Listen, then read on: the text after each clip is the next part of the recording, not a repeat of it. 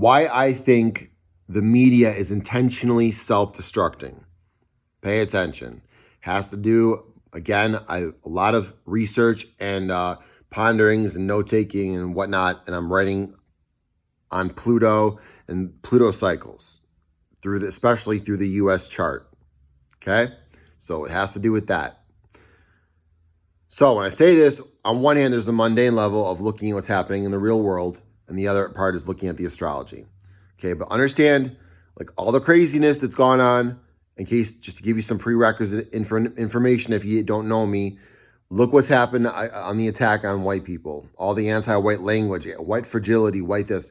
Okay, so Pluto is transiting through Capricorn, second house in the United States' natal chart. Understand that. If we were to align race with houses, it would be the second house where Pluto is transiting right now. I'm doing this because Capricorn's normally up here. So if you're imagining a zodiac, I'm imagining it up here, and we'll just use that, okay? So it's in Capricorn, second house. We just had a Pluto return. Where is it going next? Third house, communications. So we're going to leave it right there at that. It's simple. You've already seen the seeds of the beginning of this movement, right? I'm putting it down here because I know it's going to continue. There's going to be a transformation in media, especially internet, social media, coming. There's going to be a separating of the wheat and the chaff. There's going to be a raising of the dead, right? Raising of the dead means bringing up old history, okay? All these things, all those things I just said are happening now, second house Capricorn, which is now it's a Pluto return, so it's extremely strong. So what's going to happen is in the future with the media is not as strong. But I think, okay, the takeaway here is that the network, like cable media, I believe they're willing to self-destruct. Maybe some of them are doing it unconsciously, or they're willing to sacrifice themselves, or their executives and bosses are willing to command them to do the everyday writers and editors to do things that are destructive, but are ultimately serving a larger purpose, okay? Because I believe they know what I know. How could they not know what I know? I mean, well, I guess if they don't, they should be hiring me, okay? But I try to be humble, and I assume that because if I can piece it together, they can piece it together. I know I heard Ray Dalio predict things that now I deeply understand. Other people who are I've heard other people make predictions that I didn't fully understand. Now I understand them, and now I see them approaching. And now I understand where at least I have my own model for making those predictions, okay? So what's the takeaway here? The real benefit takeaway for you guys is this, is that when you see this media battling, when you see CNN or news or any of these news shows or any of them doing anything, especially when it's political or polarizing, don't get emotionally invested, right? Because there is a reckoning coming, and they actually know it.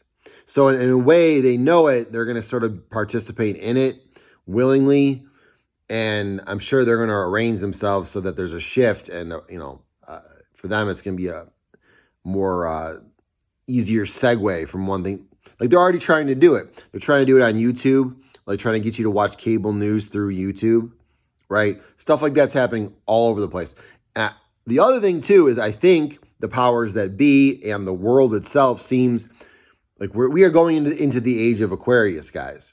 So ultimately, the Pluto transit through the third house will ultimately serve the age, right? Ultimately, the Pluto cycles are only second to ultimately the age we are in. Like, that's going to tell you the age. We are moving into the age of Aquarius. The social age of Aquarius is going to tell you everything you need to, like, that's the big context, guys, for understanding what's currently going on, okay? So anyways, there's a reckoning coming. It's Pluto moving into the third house, moving towards the third house. We've seen the beginnings of it. It's going to continue, right? This Kanye thing It's just the beginning. I'm not going to get into that. I talk about that in separate videos. But whether it's controlled opposition or not, at least you understand. If it is controlled opposition, now you understand what the elites understand. You understand a lot of this stuff was going to happen anyway, right? And so you don't get all frazzled about it. You don't get upset about it. You don't say what a shame it is. And if you desire to battle against it, against what's going to happen anyway, that's fine. That might be for you to do. However, at least you'll do it consciously. At least you'll know. But what I'd like to see my listeners doing is sitting back and saying, oh, yeah, that stinks, and not getting stressed out about all the stuff they see happening.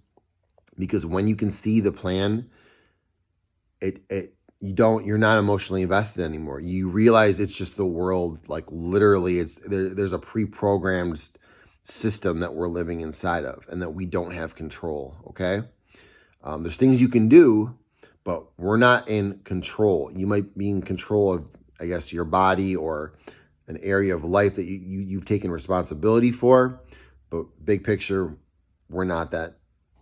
And as individuals, we're not in control, okay? There is a plan, and it's going to play out. And better to know the plan and be detached. And believe it or not, that will actually give you power, right? Rather than take it away from you, right? Because when you're stressed, power is being taken away. When you're confused, other people are certain, you've lost your power. We'll talk more about those in other videos. Stay tuned, okay? All right, talk to you soon.